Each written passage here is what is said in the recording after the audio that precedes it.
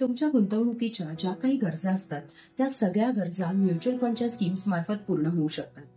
उदाहरणार्थ, जर तुम्हाला तुमचे पैसे 2-4 महिन्यांसाठी किंवा 8-10 महिन्यांसाठी फक्त पार्क करून ठेवायचे असतील, का तर मला नंतर ते पैसे वापरायला लागणार आहेत अशा दृष्टीने, तर अशा पद्धतीच्या इन्व्हेस्टमेंटसाठी म्युच्युअल फंड मधली लिक्विड कॅटेगरी किंवा अल्ट्रा शॉर्ट टर्म कॅटेगरी किंवा आर्बिट्राज कॅटेगरी या कॅटेगरीतल्या स्कीम्स मध्ये गुंतवणूक आपण करू शकतो.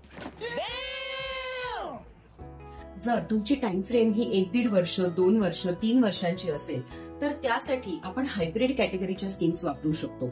हायब्रिड म्हणजेच ज्यामध्ये शेअर मार्केटचे एक्सपोजर, बॉन्डचे एक्सपोजर आणि गोल्डचे एक्सपोजर असते अशा पद्धतीच्या स्कीम्स.